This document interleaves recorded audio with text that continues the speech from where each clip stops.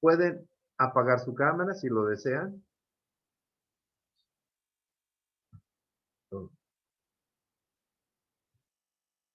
Esto lo voy a cerrar. Y repito, voy a mostrarles. Escogí unos cuantos nada más como, obviamente ya tengo abierta mi cuenta de correos institucional.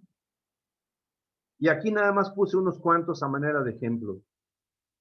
Por ejemplo, aquí está, me aparece el nombre del propietario de la cuenta de correos, Jared Martínez.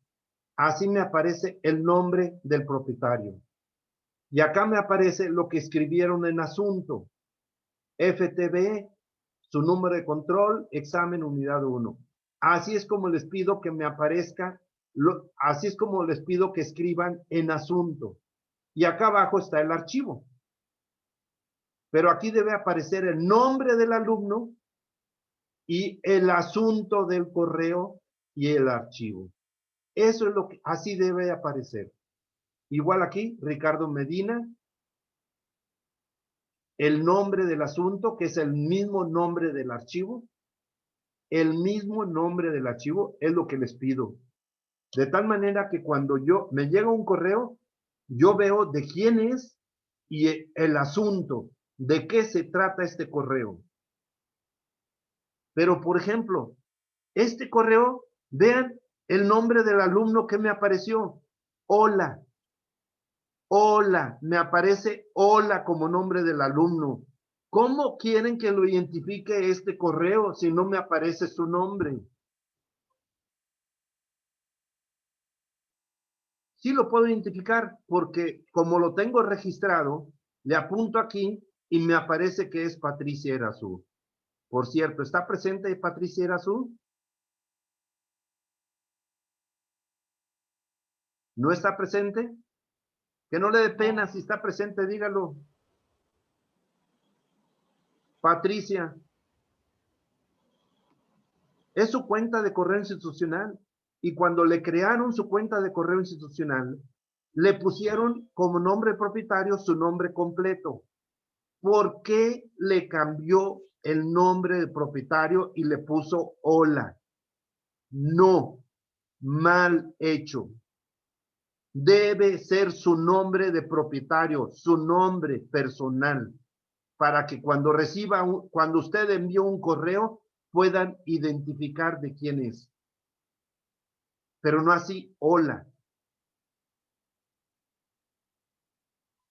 Acá sí puso bien, perdón, acá sí puso bien el asunto, que por cierto me mandó el examen duplicado 2 veces, agregó 2 veces el archivo del examen, pero sí escribió bien el asunto, el nombre del archivo. Pero lo malo es esto, que aparece hola. David Jared Moreno sí lo hizo bien. Aquí me aparece el nombre del alumno, aquí me aparece el asunto y acá está el archivo. Claro, para descargar el archivo necesito abrirlo. Yo lo abro y lo descargo de aquí. Pero ya desde antes de abrirlo, ya identifico de quién es el correo y de qué se trata el correo. Porque no nada más recibo correos de ustedes, recibo correos de otras materias. Y tengo que identificar, para mí sería un problema identificar de quién son los correos y de qué se trata. Si tengo tengo 5 grupos. Entonces, por eso les pido obligatorio la forma en que me deben enviar sus correos, para que no me compliquen la vida a mí. Y lo que les pido obligatorio es muy sencillo. La gran mayoría lo ha hecho bien. La gran mayoría lo ha hecho bien. Pero hay unos cuantos que no respetan las reglas que les puse. Kevin Almaraz, creo que lo vi, ahí está presente. ¿Es así? ¿Kevin está ahí presente? Sí, profe. Sí, aquí estoy, profe. No le puso aquí en asunto como les pedí que pusieran aquí en asunto el nombre del archivo. No, le puso termodinámica 6 PM y su nombre acá. Tarea 1.3. No, en asunto debe aparecer así, el nombre del archivo. Y peor todavía, lo voy a abrir. Peor todavía, ¿se dan cuenta aquí? Profe, pero sí le mandé el del examen. No le puso su número de control aquí. Ah, Ah, y no respeta sí. el nombre del archivo. ¿Por qué le agrega esos guiones? Debe respetar el nombre del archivo como yo se los envié y nada más ponerle su número de control correctamente. Por lo menos en la portada, espero que sí le haya puesto su número de control. Porque si tampoco en la portada le puso su número de control, peor todavía.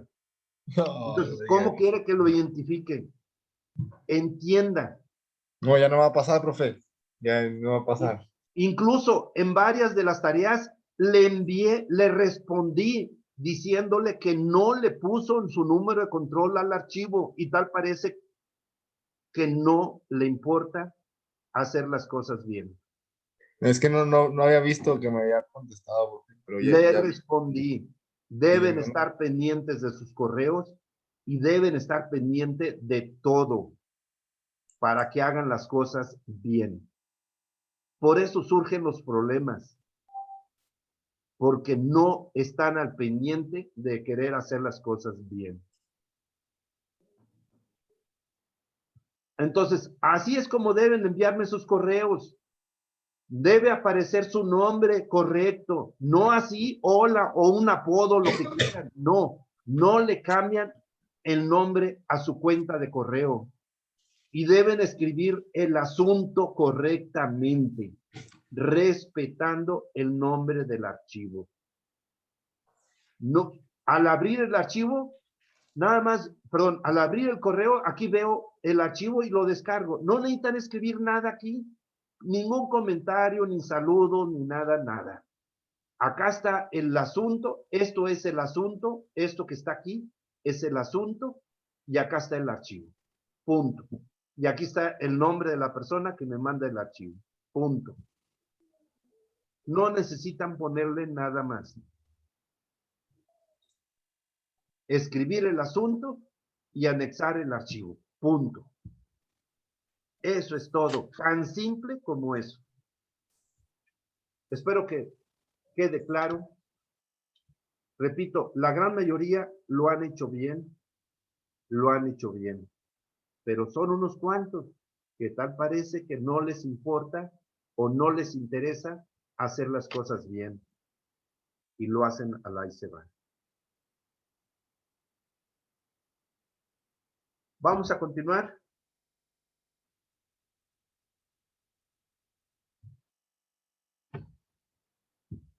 La clase anterior empezamos a hablar del primer tipo de energía, energía interna. Y les dije, vamos a usar como símbolo matemático una U minúscula. ¿Qué es la energía interna? Es energía contenida, ya sea contenida en la masa, ya sea de un fluido estático o de un fluido, perdón, se me movió, de un fluido estático o bien de un fluido en movimiento. Energía contenida en la masa, que está dentro de la masa del fluido. En este caso hablamos de fluido porque termodinámicamente nos interesan fluidos nada más. Y recuerden, la palabra fluido excluye la fase sólida. Sin embargo, los sólidos también tienen energía interna, pero termodinámicamente no nos interesan los sólidos. Pero aclaro, los sólidos también tienen energía interna dentro de su masa. ¿Y de qué depende la energía interna? Muy importante aprenderse esto. Depende de su fase y su temperatura. Y depende directamente proporcional. ¿A qué me refiero al decir directamente proporcional? A mayor fase y o mayor temperatura, mayor energía interna. Viceversa, a menos a menor fase y o menor temperatura, menor energía interna. De eso depende la energía interna. También les mencioné que desgraciadamente no se han inventado medidores de energía interna. ¿Y cómo se conoce cuánta energía interna tiene un fluido o un sólido? Experimentalmente. Pero como no hay medidores, se determina experimentalmente de manera indirecta. Hay métodos, y no vamos a meternos en eso, pero hay métodos experimentales para conocer la energía interna de una sustancia, ya sea sólido, líquido, o vapor, o gas, como le quieran llamar, de cualquier sustancia. Y hay valores experimentales. En la unidad número 3 vamos a ver valores experimentales donde de ahí se pueden determinar la energía interna. Y los valores experimentales que vamos a ver son para el agua. De ahí vamos a poder conocer, podríamos conocer la energía interna del agua, dependiendo de su fase y su temperatura.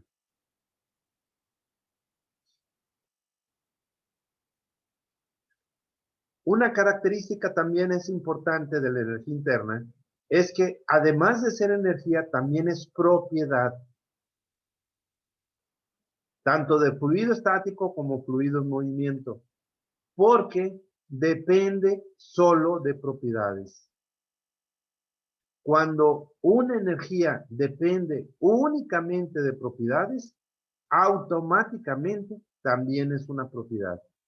Y esto es muy importante, porque ya verán más adelante, son varias energías que también son propiedades, pero hay energías que no son propiedades, porque algunas energías dependen de algo que no es propiedad.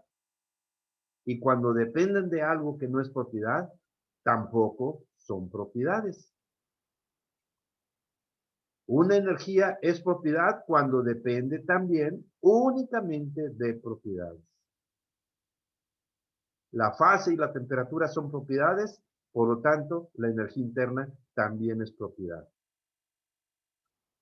Tal vez ahorita no vean el por qué es importante, pero sí lo es. Y mientras no sepan el por qué, aún así hay que aprenderlo. Y hay que aprenderlo, aunque más adelante, cuando ya aprendan más, van a entenderlo. Por lo pronto hay que aprenderlo y después lo entenderán con más experiencia.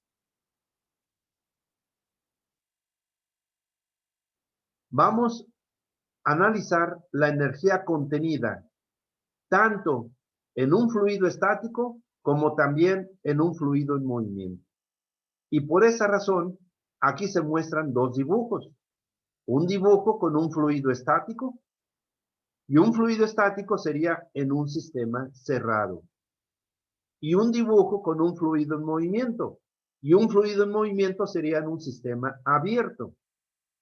Sistema abierto puede tener varias entradas y o varias salidas.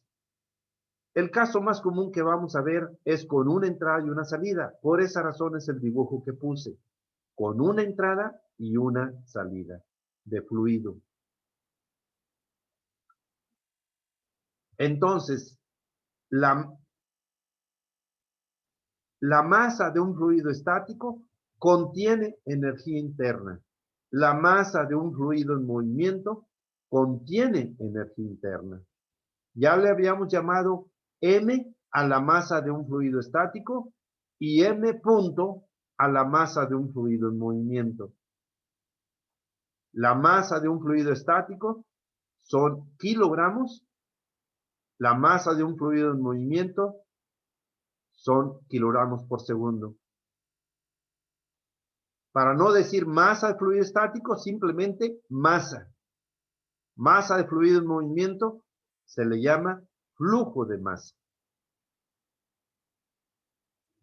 Cuando digamos masa, nos referimos a un fluido estático. Cuando digamos flujo de masa, nos referimos a un fluido en movimiento. Entonces, una masa estática tiene energía interna y la U minúscula, la energía interna U minúscula, la vamos a manejar en joules por kilogramo. Es la energía interna que contiene cada kilogramo de masa. Energía interna contenida en cada kilogramo de masa. Por cierto, antes de continuar, quiero mostrarles lo siguiente, y me voy a ir al final. Este archivo son los apuntes, y me voy a ir hasta el final para mostrarles esto. Aquí al final viene una lista de simbología, que por cierto también al final del archivo de apuntes de la unidad 1, también tenía su lista de simbología. Aquí tienen la lista de simbología de toda la simbología de la unidad número 2. Y, por ejemplo, aquí está masa de fluido estático en kilogramos. Y aquí está flujo de masa o masa por unidad de tiempo. Nada más que el puntito quedó muy arriba, pero bueno, el puntito quedó muy arriba. Flujo de masa o masa por unidad de tiempo del fluido en movimiento, kilogramos por segundo. Está en orden alfabético. Aquí tenemos la U minúscula, energía interna por unidad de masa de fluido estático o fluido en movimiento, joules por kilogramo. Entonces, a medida que veamos los apuntes, y regreso al inicio, aquí no está el nombre de cada símbolo. Aquí en los apuntes no está el nombre, porque el nombre de cada símbolo está en la lista al final de la unidad. Pero a medida que yo voy explicando los apuntes, les estoy diciendo cuál es el nombre de cada símbolo. La U minúscula es energía por unidad de masa. La U mayúscula es energía total. Esto es para el fluido estático, mientras que esto sería para el fluido en movimiento. Para el fluido en movimiento, bueno, regreso al fluido estático.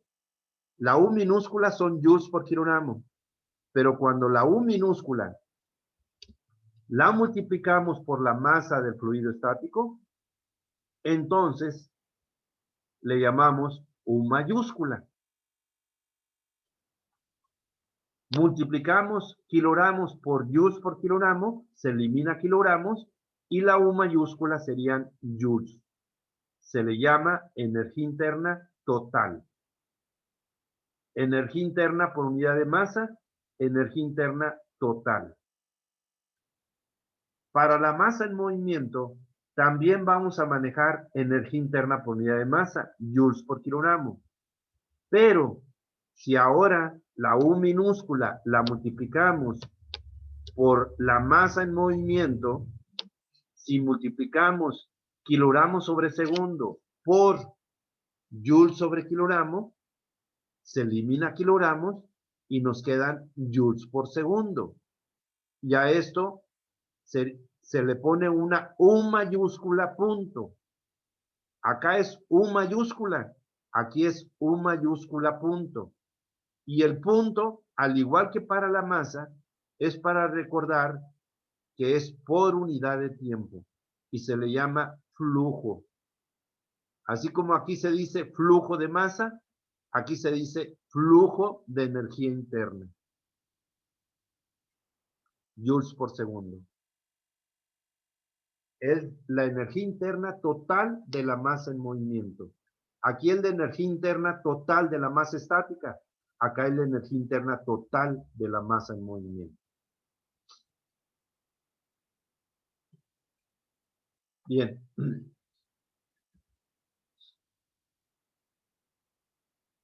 Cuando tenemos una masa estática, esa masa estática tiene una energía interna que depende de su fase y su temperatura. Pero esa energía interna puede cambiar cambiar cuando hay un proceso. Y cuando hay un cambio, por esa razón, vamos a usar los subíndices 1 y 2. En este caso, el subíndice 1 significa inicial y el subíndice 2 significa final. ¿Y qué implica las palabras inicial y final? ¿Qué implica? Inicial Tiempo. y final. Tiempo. Implica tiempo. En otras palabras, decir estado inicial es como si dijéramos al inicio del proceso, en un tiempo igual a 0, el inicio del proceso. Y estado final, al final del proceso. Tal vez el final del proceso a lo mejor duró 1 hora o duró 10 horas o 24 horas o días, lo que haya durado el proceso. Es el final del proceso después de cierto tiempo. Por lo tanto, por esa razón, aquí tiene el subíndice 1 para decir la energía interna inicial. En lugar de decir energía interna 1, estoy diciendo inicial. Energía interna inicial depende de la fase inicial y de la temperatura inicial. Y la energía interna final depende de la fase final y de la temperatura final. Si en el proceso cambia la fase y o la temperatura, entonces cambia la energía interna. Y cuando decimos la palabra cambio, ¿qué significa? ¿Qué puede significar la palabra cambio? Diferencia. ¿Perdón? Diferencia. Bueno, la palabra cambio, bueno, las palabras cambio y diferencia en algunas ocasiones puede significar lo mismo, pero no siempre. Modificación, tal vez. No. ¿Qué implica un cambio? Incremento. Hay dos opciones cuando se produce un cambio. ¿Cuáles son? Aumento. Aumento, incremento o Si no recuerdo mal, incremento o usted disminución. ya les había preguntado esto el viernes y probablemente usted es el mismo que me contestó, que me dijo incremento y decremento. Es correcto, pero es mejor, en lugar de la palabra incremento, es mejor la palabra aumento. Y en lugar de la palabra decremento, es mejor la palabra disminución. Sí, es que ya me acostumbré en cálculo. Si no me equivoco, usted mismo también me había dicho eso, ¿verdad? Sí. Ok, apréndense esas palabras y apréndense las palabras ustedes también. Es mejor las palabras aumento y disminución. Un cambio, hay dos posibilidades, aumento o disminución. O podríamos decir que hay otra posibilidad, que no cambie, que ni aumenta ni disminuye. Y si no cambia, quiere decir que no cambió. Si no cambia la temperatura y no cambia la fase, entonces la energía interna tampoco cambió. Si la fase 2 es igual a la fase 1 y la temperatura 2 es igual a la temperatura 1, entonces la energía interna 2 sería igual a la energía interna 1. Entonces no hubo ningún cambio. No, nos interesa analizar cuando hay un cambio. Entonces vamos a considerar que hubo un cambio. Cambió la fase y o cambió la temperatura y por lo tanto cambió la energía interna. Y repito, un cambio puede ser aumento o disminución. En una masa estática, el cambio sucede respecto al tiempo. Pero en una masa en movimiento es diferente. En este caso de una masa en movimiento, el cambio no es respecto al tiempo. El cambio es de la entrada hacia la salida. En el puede haber un cambio aquí adentro, no respecto al tiempo, no. El cambio se va produciendo aquí adentro, rumbo, desde que entra, rumbo a la salida. Se produce aquí adentro, pero no respecto al tiempo. Se produce respecto a la entrada y a la salida. Por eso en este caso, el 1 significa entrada, estado de entrada. El 2 significa salida. Entonces, aquí decimos, la masa en movimiento que está entrando tiene una energía interna de entrada que depende de su fase de entrada y de su temperatura de entrada. En lugar de decir 1, estoy usando la palabra entrada. Y la masa en movimiento que sale tiene una energía interna de salida que depende de la fase de salida y de la temperatura de salida.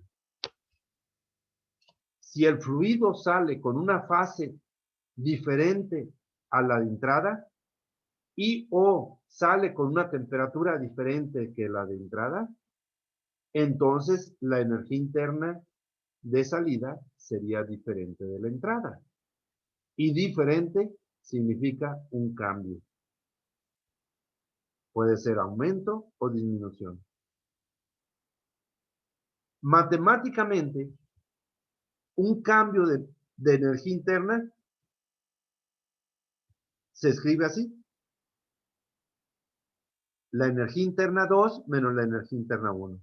Y aquí sí digo 2 menos 1, porque depende de para cuál lo aplico. Si lo aplico a la masa estática, sería energía interna final menos inicial. Pero si lo aplico a la masa en movimiento, tendría que decir energía interna de salida menos energía interna de entrada. Esta ecuación se aplica a cualquiera de los dos casos, a la masa estática o a la masa en movimiento. Y dependiendo si la energía interna 2 es mayor o menor que la 1, el cambio de energía interna puede resultar positivo o negativo. ¿Cuándo resulta positivo? Obvio.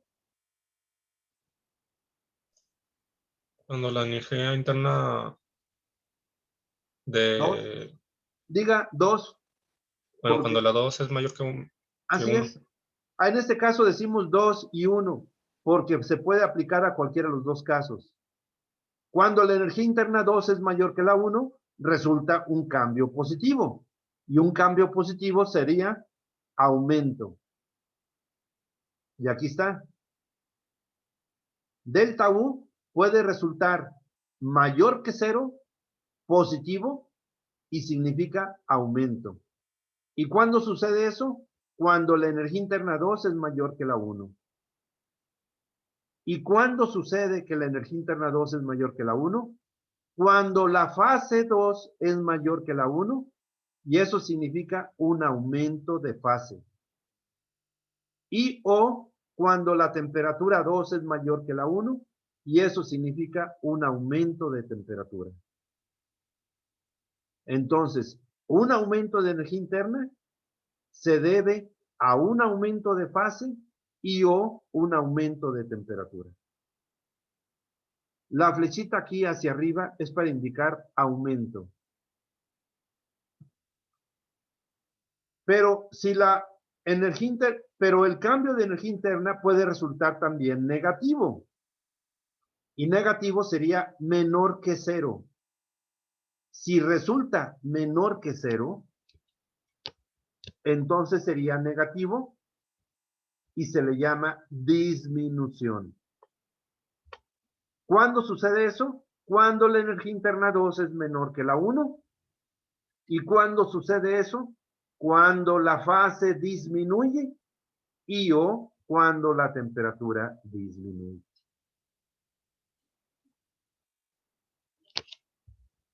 Muy simple. La energía interna aumenta cuando aumenta la fase y o la temperatura. La energía interna disminuye cuando disminuye la fase y o la temperatura. Muy simple. Y a manera de ejemplo, aquí puse esto en rojo. Por ejemplo, que la energía interna 1 vale 30 y la energía interna 2 vale 100. Entonces, sustituyendo esas dos energías internas aquí, ¿cuánto resulta de cambio de energía interna? No puse la sustitución. Y aquí también no puse las unidades ahorita no me interesan las unidades. ¿Cuánto queda de cambio de energía interna? Más 70. Y hay que decirlo así, más, no omitir el signo, porque el signo es importante. ¿Qué nos indica el signo? Un aumento. Decir que el cambio de energía interna es igual a más 70 significa un aumento de energía interna. Por lo contrario, si la 1 vale 100 y la 2 vale 30, entonces el cambio de energía interna resulta menos 70. Y el signo negativo significa una disminución. ¿Quedó entendido eso? Sí, profe.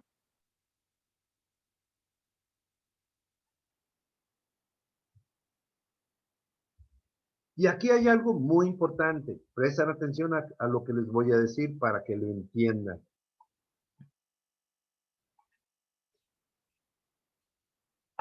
Hablemos de este primer caso. Este lo voy a poner por acá lejos para decir, vamos a referirnos a este caso primero. La energía interna 1 vale 30, la energía interna 2 vale 100. Ya sea que estemos hablando de la masa estática, aquí, o estemos hablando de la masa en movimiento, cualquiera de los dos casos. La 1 vale 30 y la 2 vale 100. Entonces está aumentando 70 la energía interna. La energía interna está aumentando 70.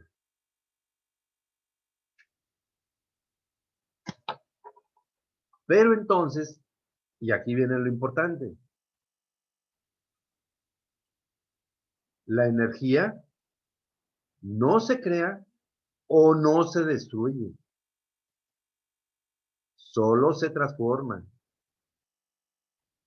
Entonces aquí diríamos, si tiene una energía interna 1 de 30 y después del proceso tiene una energía interna de 100, entonces, ¿qué diríamos? Una de dos, ¿no se crea o no se destruye? ¿Qué diríamos? Se transforma. Si la energía no se...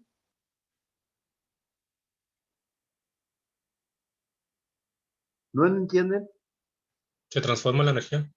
No. Quiero que ustedes me digan. Cambia. No. Entiendan, pongan atención. En este ejemplo, es un aumento de 70 la energía interna. Pero aquí habría que preguntarnos, una de dos, ¿no se crea o no se destruye? Una de las dos. La pregunta es, ¿cuál de las dos es la que se aplica en este ejemplo? ¿Qué se aplica? Decir, ¿no se crea o no se destruye? No las dos, una de las dos. No se crea. No se crea. Aquí diríamos, si la energía no se crea, ¿de dónde salieron esos 70?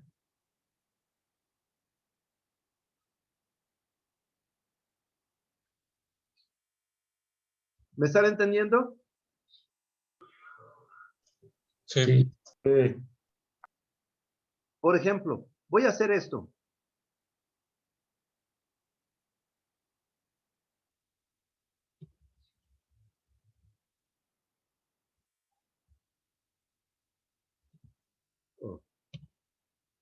Entra con 30.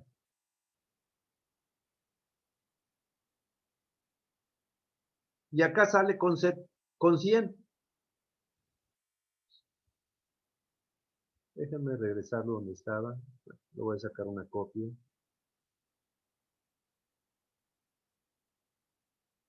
Supongamos que estamos hablando de la masa en movimiento. Entra con 30 y sale con 100.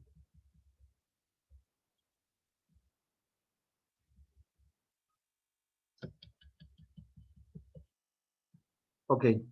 Entra con 30 y sale con 100. Entonces habría que preguntarnos, si la energía no se crea, ¿de dónde salieron los 70? Sale con 70 más de lo que entró. Entró con 30 y sale con 100 de energía interna. ¿De dónde salieron los 70? Si no se crea, ¿de dónde salieron los 70? ¿Y cuál tendría que ser la respuesta?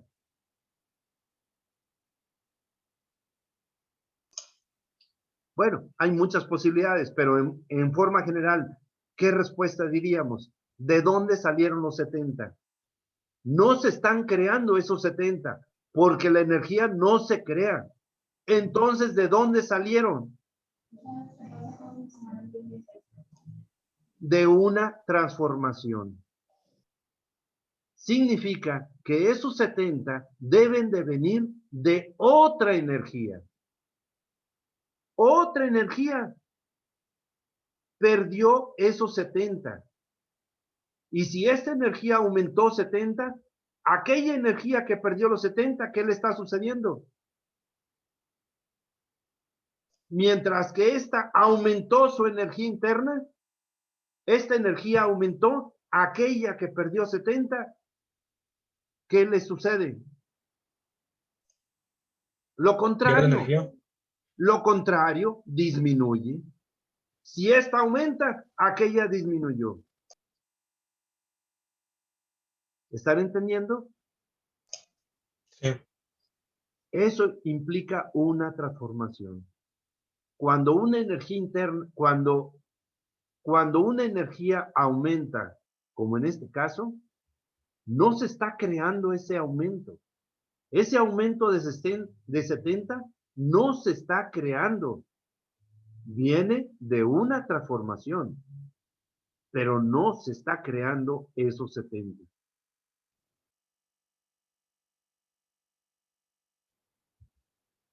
Bien, ahora hablemos del otro caso. Este.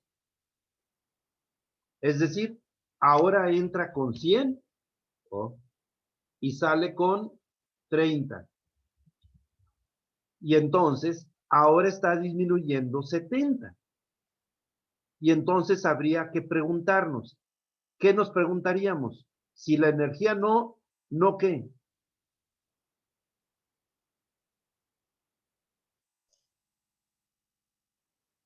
¿Se crea o se destruye? No, entiendan. O una o otra, pero no las dos cosas. Sí, dije Por la eso O. dice, no se ¿No crea escuchó? o no se destruye, pero no las dos cosas. Ahora, ¿qué diríamos? En el caso anterior dije, si la energía no se crea, ¿de dónde salieron los 70? Y ahora, ¿qué diríamos? No se destruye. Si la energía no se destruye, ¿a dónde se fueron los 70? Los 70 que disminuyó. Si la energía no se destruye, ¿a dónde se fueron los 70? Es lo contrario.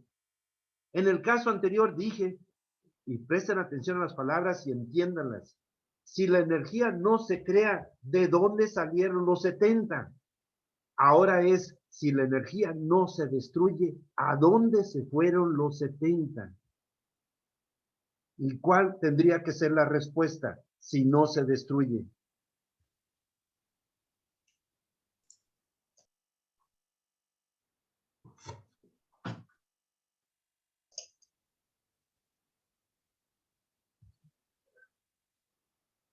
¿No están entendiendo, jóvenes? Una transformación. Sí, pero hay que decir cómo. En el caso anterior dijimos, si la energía no se crea de dónde salieron los 70, vienen de otra energía. Si ahora decimos, si la energía no se destruye, ¿a dónde se fueron los 70? ¿Se fue a otra energía? A otra energía. Se transformaron a otra energía. En el caso anterior, aumentó 70 y esos 70 vienen transformados de otra energía. Otra energía se transformó en energía interna. Y ahora, energía interna se transforma a otra energía. Cuando aumenta la energía interna, es porque otra energía se transformó en energía interna. Cuando la energía interna disminuye, entonces esta disminución se transforma a otra energía. Si esta disminuye, a la otra, ¿qué le sucede? Lo contrario, aumenta. Cuando la energía interna aumenta, la otra disminuyó. Cuando la energía interna disminuye, la otra aumentó. Lo contrario, así de simple. Eso sería que cuando hay una transformación de una energía a otra energía. Sin embargo, hay aplicaciones donde pueden intervenir varias energías más, no nada más una en una, sino varias energías. Y eso ya se vuelve más complejo. Pero por lo pronto pensemos una en una. Cuando la energía interna aumenta, otra energía disminuye. ¿Cuál energía disminuyó? ¿Los 70? Por lo pronto no nos interesa, pero otra energía disminuyó 70. Y cuando esta energía interna disminuye 70, la otra energía aumentó 70. Así de simple. Y hay que entenderlo. Y ahora ya estamos hablando de transformación de energía. Porque, repito, la energía no se crea o no se destruye. Y al decir o, significa o una cosa o la otra, pero no las dos cosas al mismo tiempo. ¿Entienden eso? En unas aplicaciones es no se crea, en otras aplicaciones es no se destruye, pero no las dos cosas al mismo tiempo. ¿Alguna pregunta, jóvenes?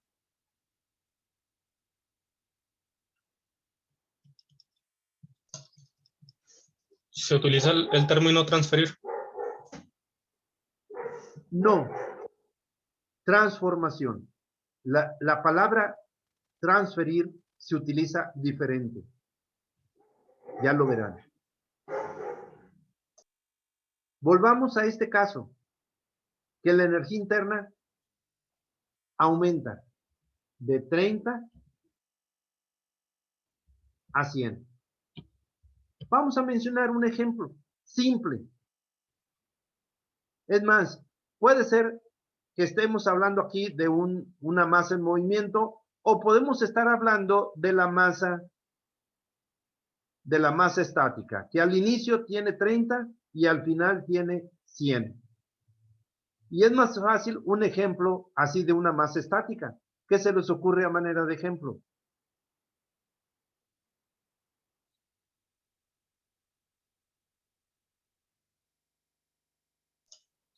Aire. Agua dentro de un recipiente.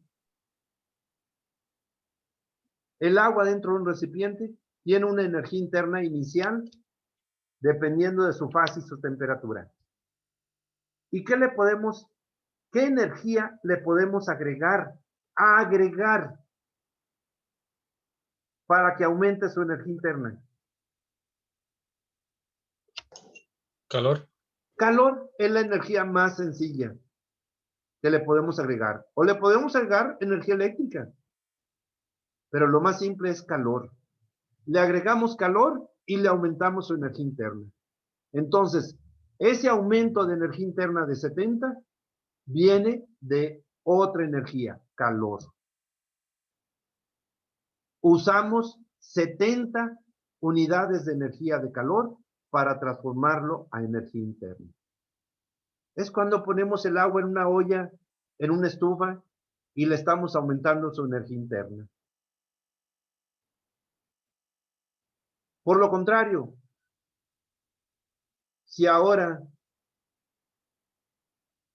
la energía interna inicial es 100 y la energía interna final es 70, disminuye, entonces ahora disminuye la energía interna. ¿Qué ejemplo podríamos mencionar cuando disminuye así la energía interna? En lugar de poner agua en una olla en la estufa, un refrigerador, ponerlo dentro del refrigerador, agua o cualquier fluido encerrado en un recipiente, lo metemos dentro del refrigerador.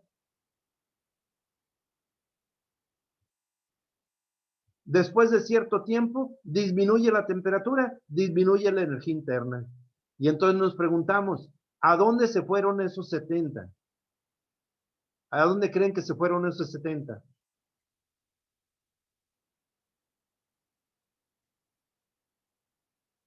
A otra energía. ¿Sí? Pero esos 70 salieron. Cuando le agregamos calor, entran a la masa para transformarse en energía interna. Cuando disminuye la energía interna, sale de la masa. ¿Y cómo creen que sale de la masa? También como calor. Y se va al exterior. ¿Y qué es lo que habría afuera del recipiente, dentro del refrigerador? aire, El aire que está dentro del refrigerador. Entonces estos 70 se van al aire que está fuera del recipiente. Y al aire que está fuera del recipiente aumentan su energía interna en 70. Mientras que la energía interna de este fluido disminuye 70, la energía interna del aire dentro del refrigerador aumenta 70. Profe, ya Porque son la las 7. energía no se destruye. ¿Entendido? Así de simple. ¿Algún otro ejemplo que quieran mencionar? Ya son las 7, profe. Oh, sí. Casos de sistemas de masas en movimiento, pues tal vez sería más difícil mencionar algún ejemplo. Pero podría ser esto, por ejemplo, un compresor. Un compresor donde el fluido es un gas y el compresor succiona el gas con una energía interna 1 y descarga el gas con una energía interna 1 de 30 y descarga el gas con una energía interna 2 de 100. Pero aquí hay que preguntarnos, ¿de dónde vienen esos 70? Si no se están creando, ¿de dónde vienen? Tuvo que haberse metido una energía hacia la masa del fluido para que pudiera aumentar. El compresor usa una energía para meterla a la masa del fluido y que aumente su energía interna. En un compresor la energía que se utiliza es trabajo mecánico. O puede ser otra aplicación. Es más, esto puede ser, por ejemplo, ya se me ocurrió una idea, nada más que sería el caso contrario. Muy simple. Entra con una energía interna de 100 y sale con 30. Un ejemplo muy simple, cuando disminuye la energía interna. Digamos que es el agua que pasa por el radiador del automóvil. El agua que pasa por el radiador del automóvil, digamos que entra con 100 de energía interna y sale con 30. ¿Por qué sale con menos de energía interna? Porque su temperatura disminuye. Y entonces habría que preguntarnos, ¿a dónde se fueron los 70 de energía interna del agua? Salió. ¿Y cómo creen que sale? Calor. Sale como calor. Es otro tipo de energía. Eso es lo que sucede al agua que pasa por alrededor de un automóvil. Disminuye su energía interna porque disminuye su temperatura. Y esa disminución sale en forma de calor. Son ejemplos muy simples para que vayan pensando en lo que es una transformación de energía. Es muy simple apenas lo que estamos viendo. Pero ya más adelante veremos aplicaciones más completas. Pero hay que ir entendiendo las explicaciones que les doy.